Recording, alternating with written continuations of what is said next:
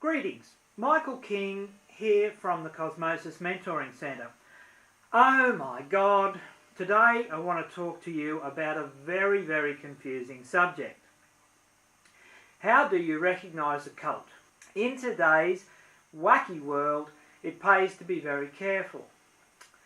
With the enormous increase in weird and wonderful groups of every kind, it's perfectly rational and reasonable for people to be sceptical. Skepticism is healthy. However, self-righteous paranoia is not healthy.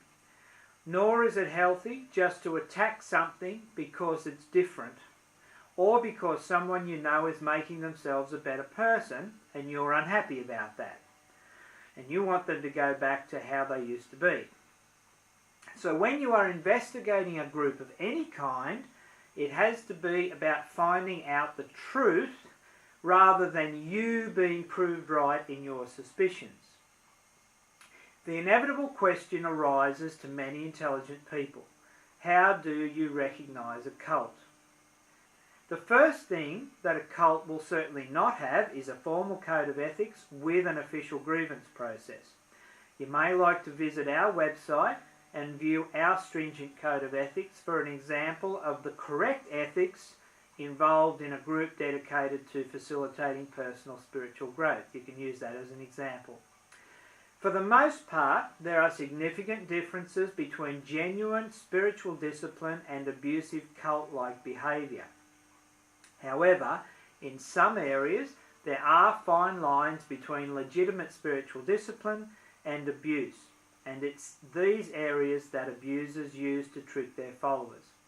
They use the fact that the best lie is often 99% truth in order to justify their abusive behaviour.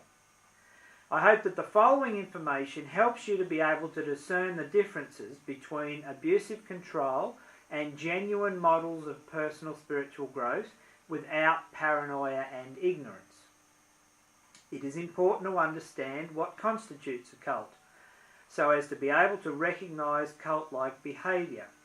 Therefore, I'm offering this information in the hope that it expands your understanding and awareness.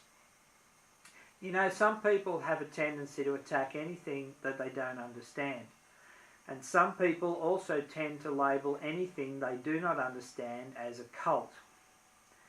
This is particularly common amongst individuals who believe that they are chosen or have a monopoly on truth, or those who are small-minded. I hope none of those things describe you, and that you are approaching your investigation with an open mind and an open heart in order to discover the truth for yourself. Of course, the problem with the word cult is that it means different things to different people. The dictionary description of a cult is as follows: a group of adherents of an exclusive system of religious beliefs and practices, or a system of religious beliefs and rituals. Now, herein we have our first problem, as that could describe every religious group on the planet. So we need to be a little bit clearer in our definition than that. Then there is the generally accepted behavioural definition of a cult, which is as follows: an organisation that uses intensive indoctrination techniques to recruit and maintain members to a totalist ideology. Now, to me, that's a more realistic definition of a cult. What's intensive indoctrination? Well, intensive indoctrination techniques include the following: 1. Subjugation to stress and fatigue. 2. Social disruption, isolation and pressure. 3. Self-criticism and humiliation. 4. Fear, anxiety and paranoia. 5. Control of information. 6. Escalating commitment. 7. Use of auto-hypnosis to induce peak experiences. Totalism is defined in psychological circles as the tendency to view the world in terms of all or nothing alignments. Psychologists detail 8 psychological themes that can be found in totalist groups. Generally, several of these themes need to exist for a group to be classified as a cult. These themes are as follows: an ideology that is held to be true for all people at all times. This ideology generally claims to be inspired and scientific at the same time. Number two, the control of human communication, not only over our communications with others, but also with ourselves. And there's mystical manipulation, including deception and planned spontaneity, which seeks to limit self-expression and independent action.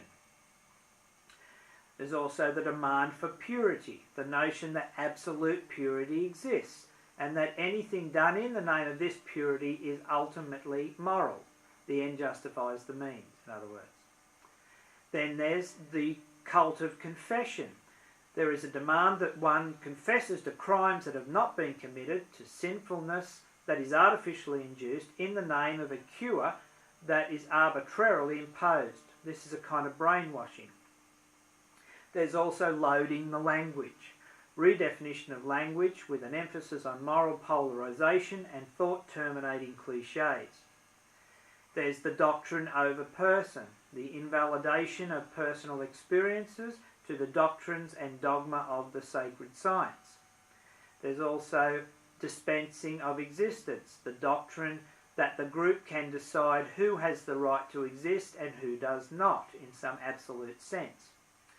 In other words, the cult manipulates the environment to set up the recruit to trap him or herself in a black and white mindset.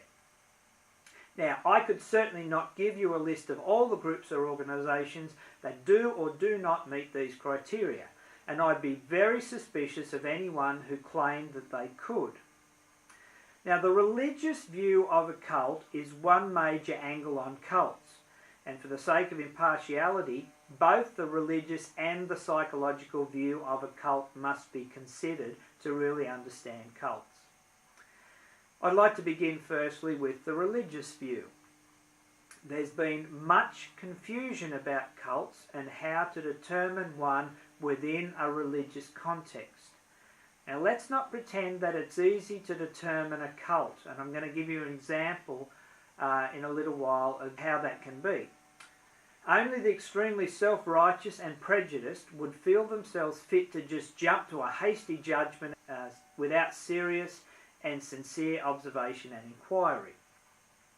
For this reason, over the years, different definitions of what actually a cult is in religious terms have developed to make it easier when you know little about the beliefs of the group in question. The Christian definition of a cult is any group which deviates from biblical, orthodox, historical Christianity. That is, they deny the deity of Christ, his physical resurrection, his personal and physical return to earth, and salvation by faith alone. Now, this definition only covers those groups which are considered cults within the Christian religion. It does not cover cults within other world religions like Buddhism, Islam, and Hinduism.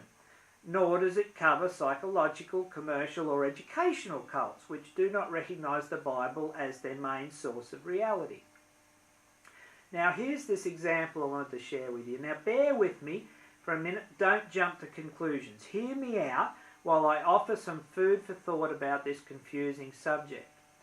For the sake of impartiality, I'd like to point out that my personal belief and understanding is that there are many, many wonderful souls that dance to the song that Jesus wrote during his time on earth.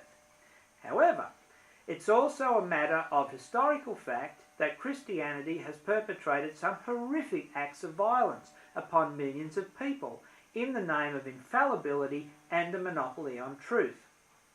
With no judgment intended and offered simply as an observation, it's also interesting to note that the symbol of the Christian religion is an ancient instrument of torture, execution, and political oppression. And the central sacrament of Christianity is ritualized cannibalism. And many of you will, but I'm not sure what else you could actually describe a ritual that involves symbolically ingesting the body and blood of the founder of the religion. Now, I wonder what would happen now if someone started an organisation that had ritualized cannibalism as its central ritual. I wonder how long it would take before there was a public outcry, or it went viral on YouTube. Now don't get me wrong, I am not attacking Christianity, I'm not anti-Christianity. As I said, there are many, many wonderful souls who dance to that tune that Jesus wrote. And from their earliest times, the charitable works of Christianity have been extensive and hugely beneficial to the planet. In the early days, the Roman Empire wrote extensively about how feared the early Christian cults were. Now, that's their term, not mine. Because of their benevolence and championing the poor and underprivileged. The extent of their organised charitable works made dictatorships all over the world at the time crumble, because it really showed up the Roman Empire for how they weren't supporting their people. Even today, about 2/3 of the world's charitable aid organisations are Christian faith-based. So look, it's simply ridiculous to label Christianity a cult. Yet, still, there are some pretty strange aspects to Christianity, which are viewed with the intention to attack rather than understand. You could easily label that religion a cult by simply using the contemporary definitions. My point here is that defining and recognising a cult is not straightforward. It's not as easy as you might think. So let's look at the universal definition of a cult, which is any group which has a pyramid-type authoritarian leadership structure with all teaching and guidance coming from those person or persons at the top of the pyramid. The group will claim to be the only way to God or nirvana, paradise, ultimate reality, full potential, way to happiness, etc. and will use thought control and thought reform or mind control techniques to gain control and keep their members. This definition could also be interpreted to cover many of the world's major religions, along with many other groups which have no obvious religious base, such as commercial, education and psychological groups. Now, Webster's dictionary provides several definitions of a cult, among which are any religion regarded as unorthodox, a minority religious group holding beliefs regarded as unorthodox or destructive, a system for the cure of disease based on a dogma, tenets or principles set forth by its originator to the exclusion of scientific experience or demonstration, a body of persons characterised by excessive devotion or dedication to some person, idea or thing. Now that's an interesting definition, because by that definition the fan club of a pop idol could be classified as a cult. It's important to remember that these broad definitions do not accurately reflect the concerns generated by contemporary groups often regarded as cults. The following definition focuses these concerns and to me is a more realistic definition of what a cult really is. A cult is a group or movement exhibiting a great or excessive devotion or dedication to some person, idea or thing, and employing unethically manipulative techniques of persuasion and control designed to advance the goals of the group's leaders to the actual or possible detriment of members, their families or the community. Unethically manipulative techniques of persuasion and control used by cults include, but are not limited to, isolation from former friends and family, use of special methods to heighten suggestibility and subservience, powerful group pressures, information management, suspension of individuality or critical judgment, promotion of total dependency on the group and fear of leaving, etc. Contemporary cults, then, are likely to exhibit three elements to varying degrees. Their members' excessively zealous, unquestioning commitment to the identity and leadership of the group, exploitative manipulation of members, and harm or the danger of harm to members, their families and or society. Because cults tend to be leader-centred, exploitative and harmful, they come into conflict with and are threatened by the more rational, open and benevolent systems of members' families and society at large. Some gradually accommodate to society, by decreasing their levels of manipulation, exploitation, harm and opposition. Others, however, harden their shells by becoming totalistic, elitist and isolated. These groups tend to dictate, sometimes in great detail, how members should think, act and feel.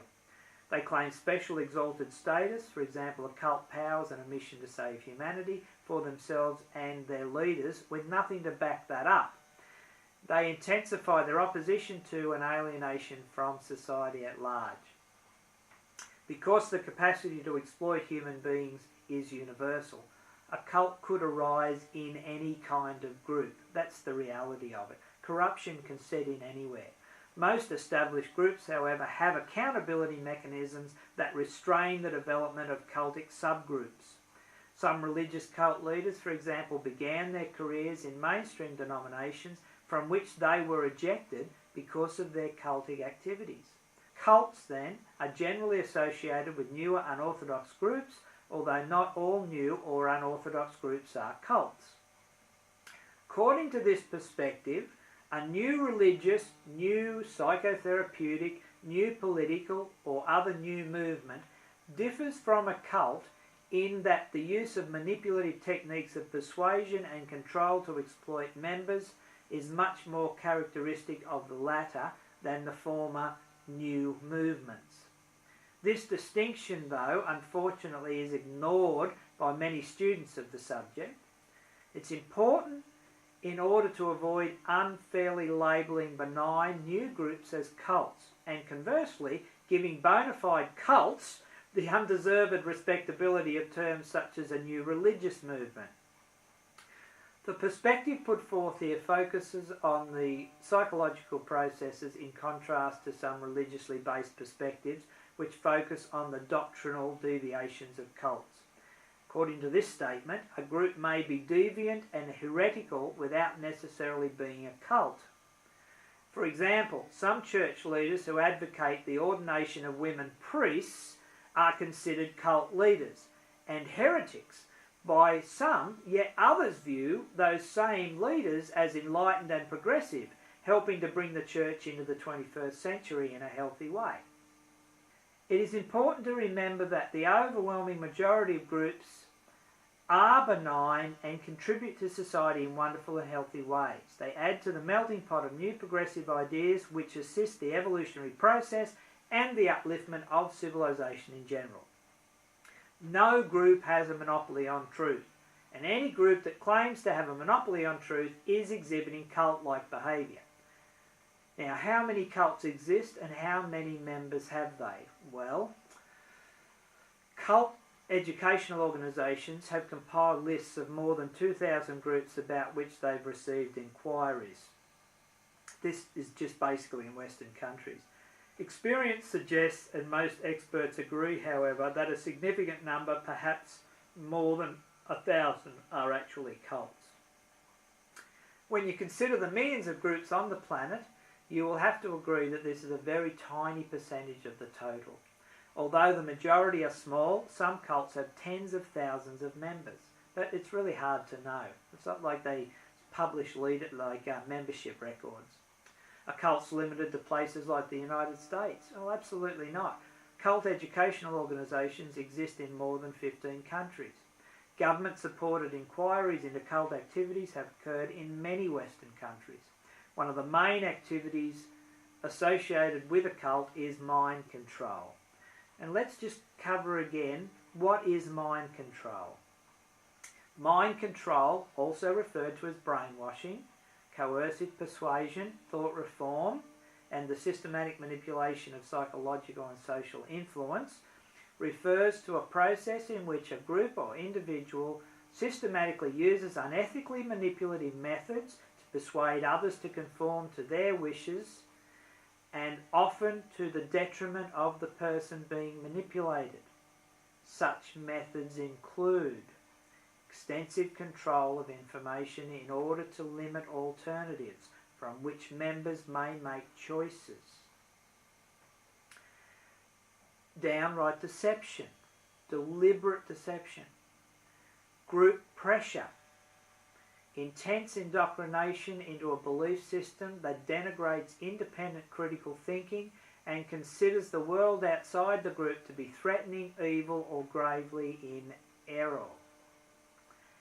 An insistence that members' distress, much of which consists of anxiety and guilt subtly induced by the group, can be relieved only by conforming to the group. Physical and or psychological debilitation through inadequate diet or fatigue, the induction of dissociative trance-like states via the deliberate misuse of meditation, chanting, speaking in tongues and other exercises in which attention is narrowed, suggestibility heightened, and independent critical thinking is weakened. Alternation of harshness and threats and leniency love in order to effect compliance with the leadership's wishes.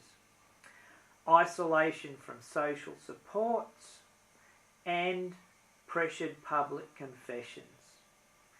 Although the process by which cults come to exercise mind control over members is complex and varies a great deal, there appears to be three overlapping stages. Deception is the first stage. Recruits are duped into believing that the group is benevolent and will enrich their lives by, for example, advancing their spirituality or increasing their self-esteem and security. But in effect, they do anything but that. As a result of this deception and the systematic use of highly manipulative techniques of influence, recruits come to commit themselves to the group's prescribed ways of thinking, feeling and acting. In other words, they become members or converts. There is intense dependency by gradually isolating members from outside influences, establishing unrealistically high and guilt-inducing expectations, punishing any expressions of negativity, and denigrating independent critical thinking. The group causes members to become extremely dependent on the group's compliance-oriented expressions of love, support and approval. There's dread involved. Once a state of dependency is firmly established, the group's control over members' thoughts, feelings and behaviour is strengthened by the members' growing dread of losing the group's psychological support. Physical threat also occurs in some groups. However, much of it aims at assuring their compliance with leadership's often debilitating demands. Now, is mind control different from the ordinary social conditioning employed by parents and social institutions? Yes. Ordinary social conditioning differs from mind control in two very important ways. First, parents, schools, churches and other organisations do not as a rule utilise unethically manipulative techniques in socialising children, adolescents and young adults.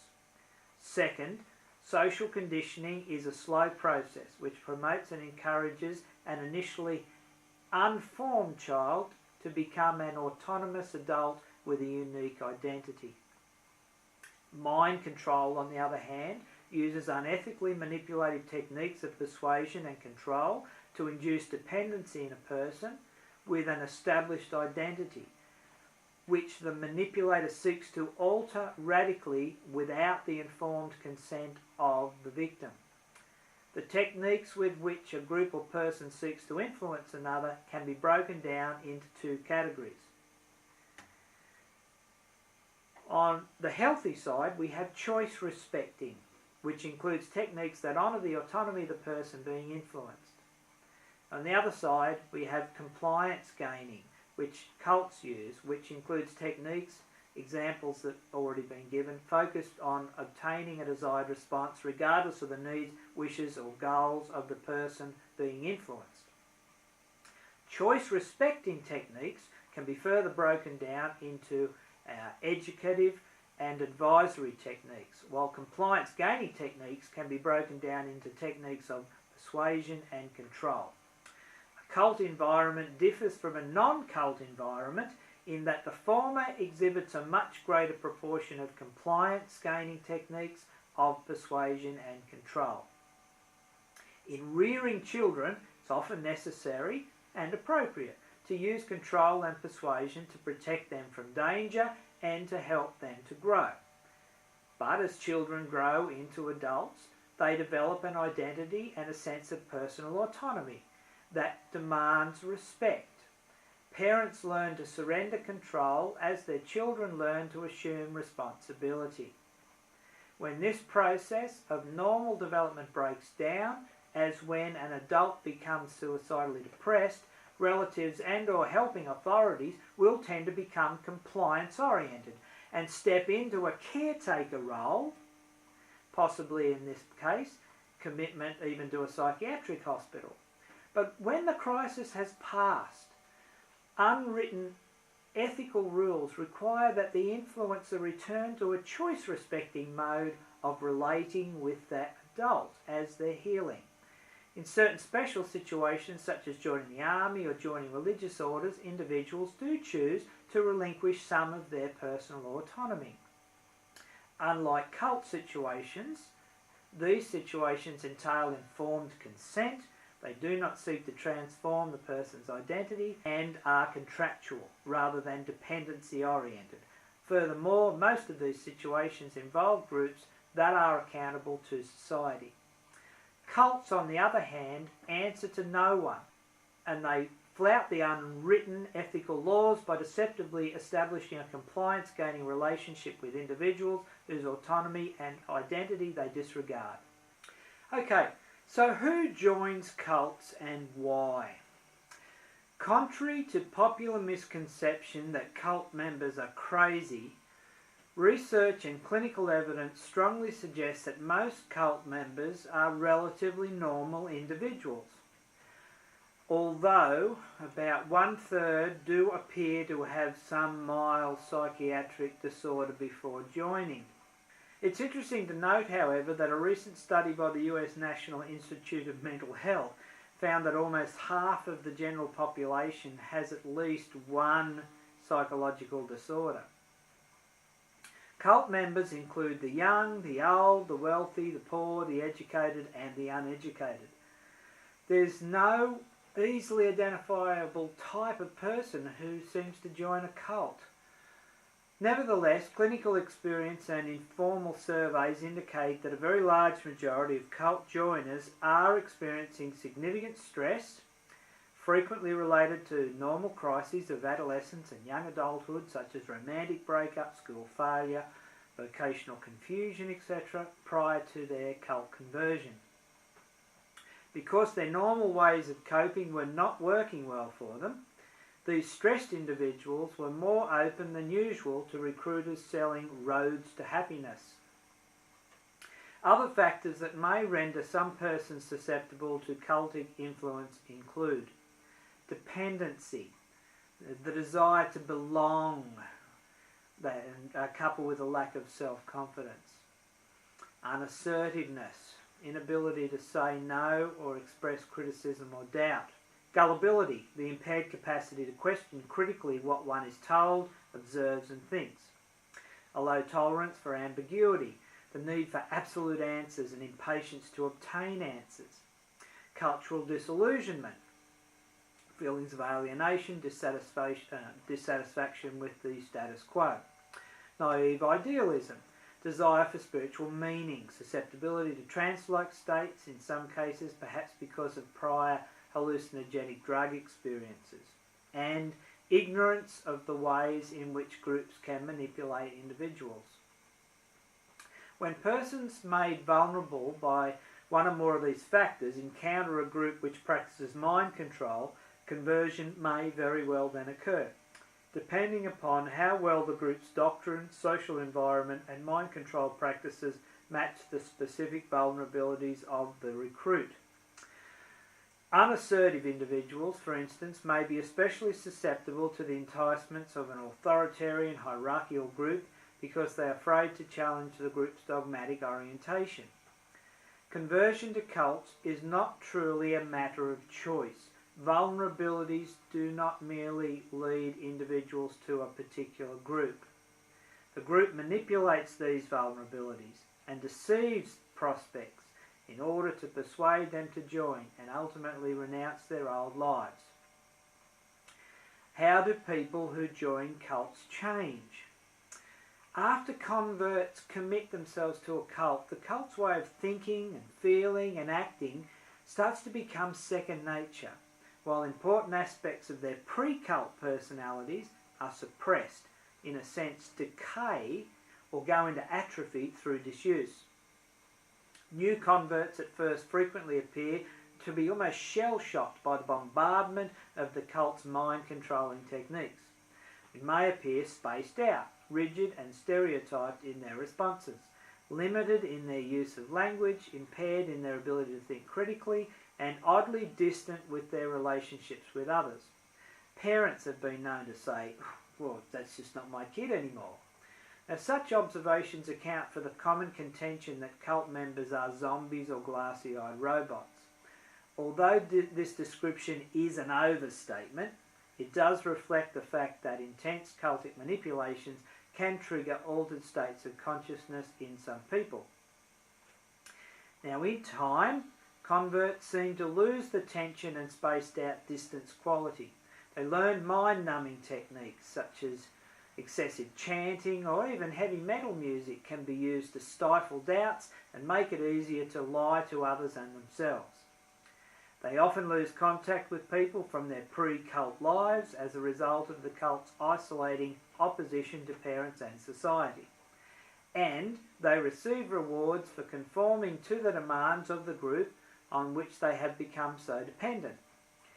If allowed to break into consciousness, suppressed memories or nagging doubts may generate anxiety, which in turn may trigger a defensive trance induction, such as speaking in tongues, to protect the cult-imposed system of thoughts, feelings and behaviour. This can be part of the programming. Such persons may function adequately, at least on a superficial level. Nevertheless, their continued adjustment depends on their keeping their old thinking styles, goals and values and personal attachments in storage. A normal level of psychological development and personality integration is very difficult to achieve under these sorts of circumstances. So how can cults harm people?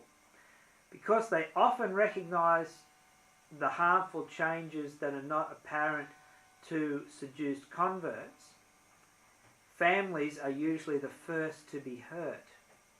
In their attempts to help the cult-involved relatives, families experience intense frustration, helplessness, guilt, and because so few people understand their plight, loneliness. Members may be harmed in that they lose their psychological autonomy and frequently their assets as well. Furthermore, the group's partial to total disconnection from society deprives members of the opportunity to learn from the varied experiences that a normal life provides. Members may lose irretrievable years in a state of maturational arrest. In other words, their emotional and psychological development stops. In some cases, they undergo psychiatric breakdowns and or suffer from physical disease and injury. Children in cults appear to be at a very high risk for abuse and neglect. Those who leave cults frequently experience anxiety, depression, rage, guilt, distrust, fear, thought disturbances, and floating, the shifting from cult to non-cult ways of viewing the world, and or the sense of being stalled in a foggy in-between state of consciousness. This emotional turmoil impairs decision-making and interferes with the management of life tasks. Indeed, many ex-members require 1 or 2 years, maybe more, to return to their former level of adaptation, while some may have psychological breakdowns or remain psychologically scarred for years. Not all, though, who join cults are psychologically damaged. Some may find the cult to be a safe haven from unmanageable difficulties in the non-cult world. Others who have histories of maintaining emotional distance may follow the cult without ever truly becoming part of it or being deeply affected by it. And some may have personal strengths, such as an unusual capacity to resist group pressure, that enable them to maintain a measure of autonomy even in a powerful compliance-gaining environment. Cults violate 5 interrelated values that sustain free pluralistic cultures, namely human dignity, freedom, ethics, critical thinking and accountability. Because they use dishonest or even criminal means, they are often able to gain power and influence far beyond their numbers. Furthermore, the majority seek the protection guaranteed by democratic rights, even though their ultimate goal is to eliminate the very freedom they claim for themselves. They thus pose a serious challenge to democracy. So how does a free, constitutionally based society protect itself against the totalistic impulses and practices of cults and other groups of zealots without becoming closed and repressive? Simply put, how does the constitutional centre hold together in a democracy under such circumstances? This question is especially important today because the Western cultural identity has fragmented ideologically. The once dominant Judeo-Christian tradition in the West has been challenged by mass migration. Western countries now have large, diverse ethnic minorities and in some cases majorities, which has led to competing and sometimes clashing ideologies. The stranglehold that Christianity had on Western countries has been lost. Now, most agree that this is progress. However, it does create tensions, particularly as people from Islamic cultures migrate to the West. While the major ideologically opposed religious camps of East and West have been battling to discover a way to coexist in tolerance and respect, a third value system or worldview rooted in Eastern mysticism and issuing forth mainly from the humanistic psychology movement has worked itself into Western consciousness. Commonly called the New Age movement, this worldview's fundamental tenet is that humans are blind to the fact that they are all one, that they are all God, and that they are all capable of developing superhuman, even godlike capacities. I'm not going to go into that right now. Many proponents of the world's major ideological worldviews tolerate disagreement and respect their opponents, even as they compete, knowingly or not, for dominance within the changing Western spiritual identity. But on the fringes of each worldview, zealots, many of whom belong to well-organised cults, seek to remake the culture in their own image. Now, if cultic zealotry is not ethically restrained, Western culture will lose its ethical moorings, and the values that have for so long been guarded under constitutional guarantees in democracy will be eroded, perhaps lost completely. The hundreds of thousands of families whom cults have torn apart and the millions of individuals whose rights and integrity they have violated testify to the gravity of this threat. Look at what has happened with the war on terror. Why do people leave cults? People leave cults for a variety of reasons. After becoming aware of hypocrisy and of corruption within the cult, converts who have maintained an element of independence and some connection with their old values may simply walk out feeling disillusioned. Other members may leave because they've become weary of a routine of oppressive daily practices and fundraising. Sometimes even the most dedicated members may feel so inadequate in the face of the cult's demands that they walk away. Not because they have stopped believing, but because they feel like abject failures.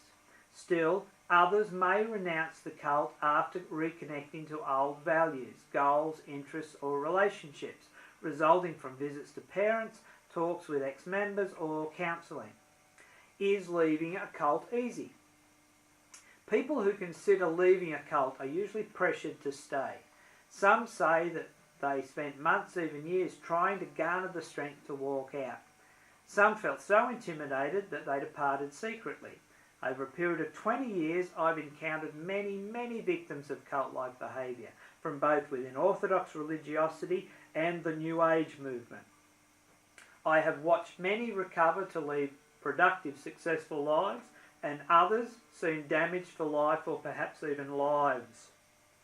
Here at the Cosmosis Mentoring Centre, we are dedicated to assisting others to self-actualize to the best of our abilities. Nothing pleases us more than for someone to do our training and then continue on to a fulfilling career doing what makes their heart sing as they create and discover their destiny for themselves. We hold no ownership of anyone who does any of our courses. All we do say is that any choice you make really needs to be a choice made in self-love. So if you feel to be involved with our courses, then do it out of love rather than fear. If you feel to not be involved with our courses, then don't be involved out of love rather than fear, because that's right for you. So as long as you make choices in self-love which are right for you, then only spiritual progress will be the outcome. You may also like to view my video on spiritual abuse. I really hope you got something useful out of this video. It's my hope that with this understanding, people who are really polarised against all of these fringe lunatic zealot types, which are orchestrating this destruction of democracy in the West by provoking the war on terror and this reaction in the West, which is leading to this developing culture of fascist police states within democracies, which is exactly what these zealots want. We're playing into their hands by allowing these cult-like lunatics to provoke the elimination of freedoms and a paranoid stance towards our citizens. That's exactly what these people want. That's playing into their hands. So in making this video, what I'm really hoping is that people will come to an understanding that it's not helping the situation to polarize, to be anti-anything. It is not helping the situation to sit in self-righteous judgment and condemnation. That just sets up these opposing forces of polarization which bounce off each other and perpetuate these problems which we've had for thousands of years. The solution is tolerance, is understanding, and an ethical process of dissolving the mechanisms within society that cults utilise in order to radicalise people. What governments and societies need to do is to, through a system of education and the removal of dogma as a controlling force in the world, what we need to do collectively is to cheat these fundamentalist radical lunatics of their mechanism that they use to radicalise and to create this fringe zealotry. That's ultimately the message. I hope some of you at least get that, and I hope some of you are in positions where you can actually influence people to come to an understanding of that which you resist will persist. It's not about being against things. It's not about polarising. We must work with the forces of harmony, not polarity, to bring about change.